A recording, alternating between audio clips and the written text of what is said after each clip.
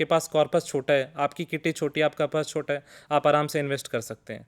Equity market के अंदर invest करना बहुत ईजी है। आजकल तो इतनी ऑनलाइन ऐप्स आ चुकी हैं और ब्रोकर्स हैं कि आपको एक डीमेट अकाउंट खोलना है और एक ट्रेडिंग अकाउंट खोलना है, you are ready to go. It is very liquid also. अगर आपको आज कोई इमरजेंसी होती है, you want that your funds to be materialize within few days, आप आज सेल कीजिए, T+2 के अंदर आपके अकाउंट में पैसा आ जाएगा। इसमें फ्लेक्सिबिलिटी भी है और तो और जो एनुअल CAGR है, जो रिटर्न्स हैं स्टॉक मार्केट के, इस is much higher than the other asset class which is available और when it is compared over a period of time. Stock market system ये मेरे हिसाब से अभी रेलेवेंट नहीं है टाइम की पॉसिटी के हिसाब से। अब हम आते हैं टाइप ऑफ इन्वेस्टर्स पे। टाइप ऑफ इन्वेस्टर्स जानना जरूरी है। आज मैं इन्वेस्ट कर रहा हूँ, आप इन्वेस्ट करें, पर हमें पता नहीं कि हम किस नेचर के इन्वेस्टर हैं। Speculators, hedgers, arbitrageurs and delivery based investors, 4 type के इन्वेस्टर्स होते हैं। इनको हम रिस्क प्रोफाइल के हिसाब से भी बांट सकते हैं और इनको हम बांट सकते हैं इनके कैरेक्टरिस्टिक्स के हिसाब से भी।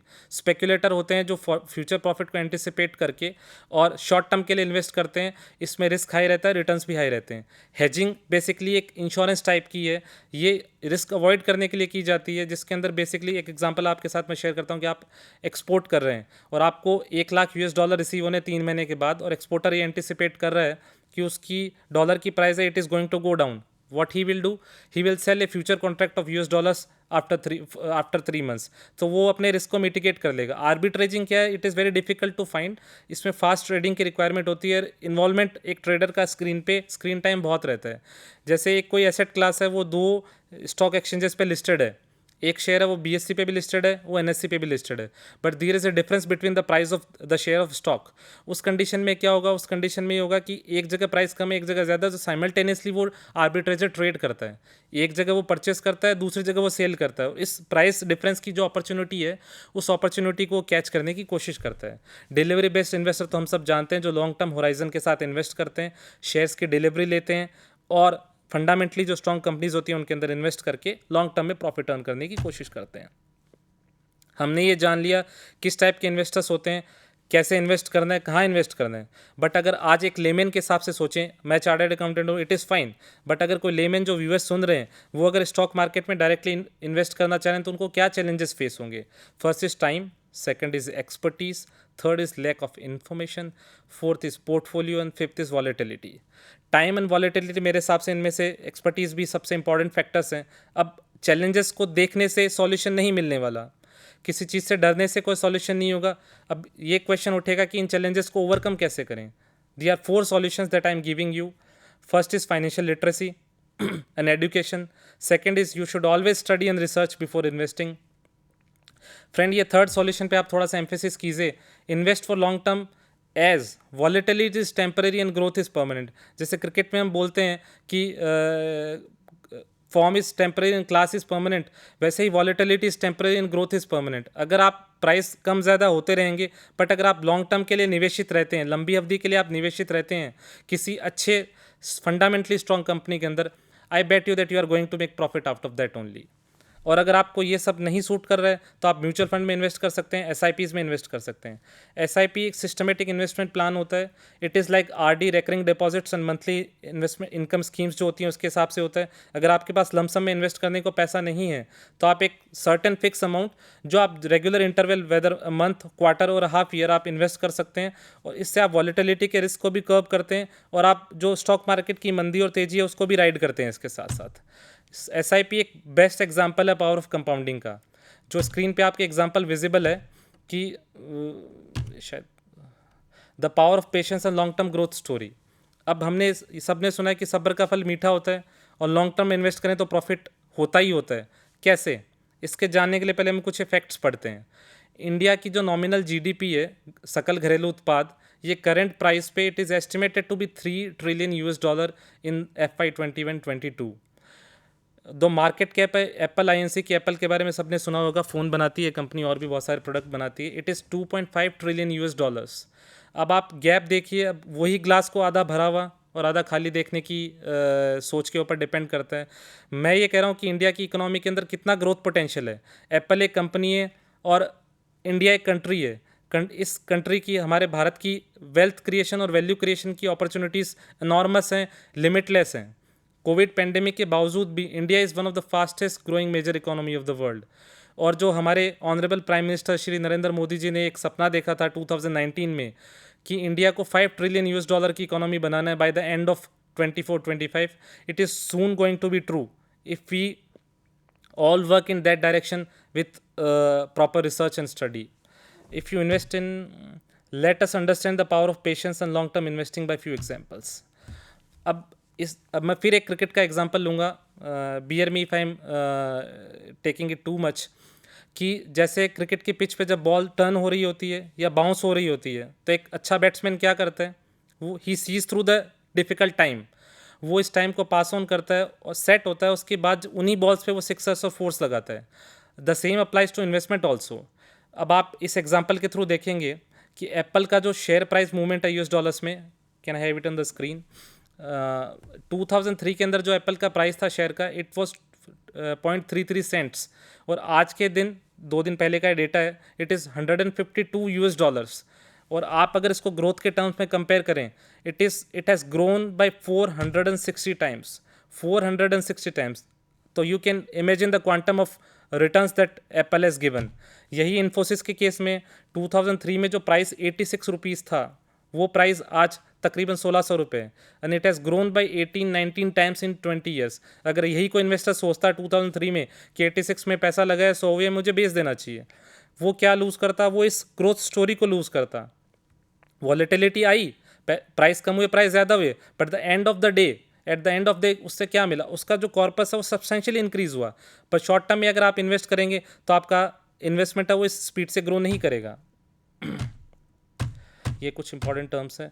अब ये सबसे इंपॉर्टेंट टॉपिक है wise investing and warning alerts. Stock market में जब हम इन्वेस्ट करते हैं तो dos and don'ts of stock market क्या है, कुछ ऐसी चीज़ें जो हमें करनी चाहिए, कुछ ऐसी चीज़ें जो नहीं करनी चाहिए, जिनका ध्यान रखना चाहिए, ये जानते हैं उन्हें।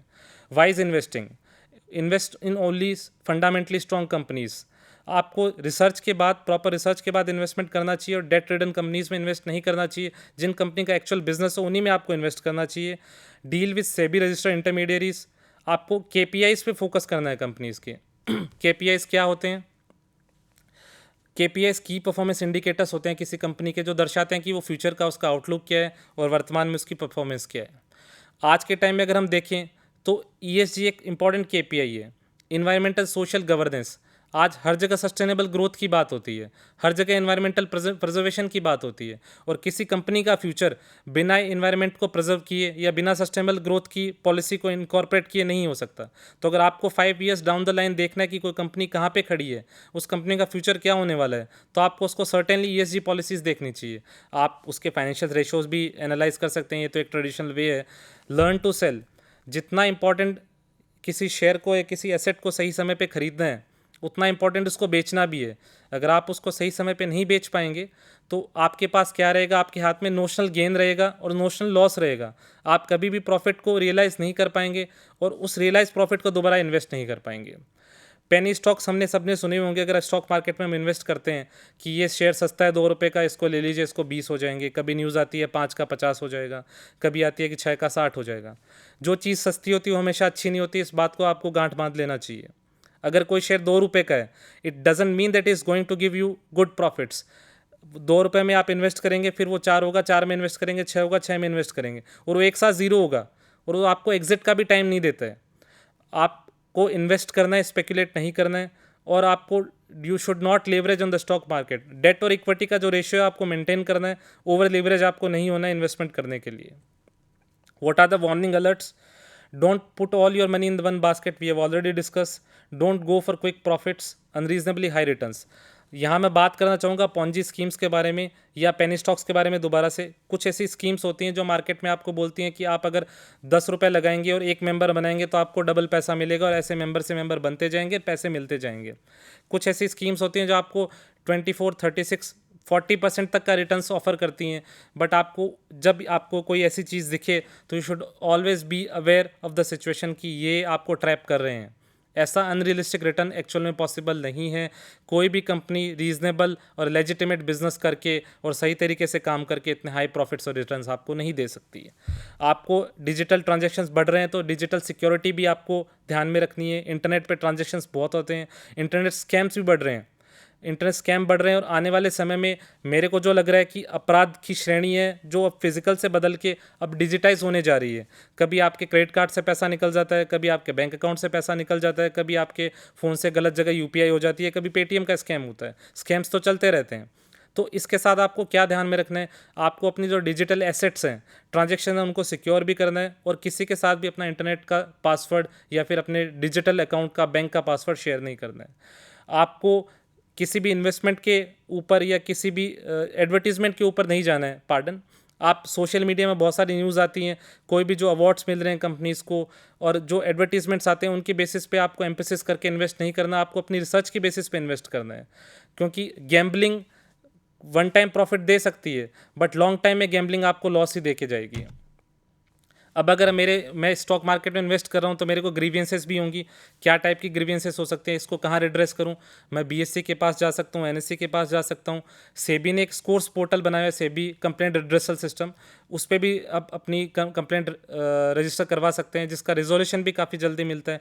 या फिर जो ट्रेडिशनल मेथड्स हैं कोर्ट के थ्रू या कंपनी लॉ बोर्ड के थ्रू भी हम कर सकते हैं। अब फाइनली मैं आप सबसे डिस्कस करना चाहूँगा, इस नोट के साथ एंड करना चाहूँगा, फाइनेंशियल फ्रीडम क्या होती है।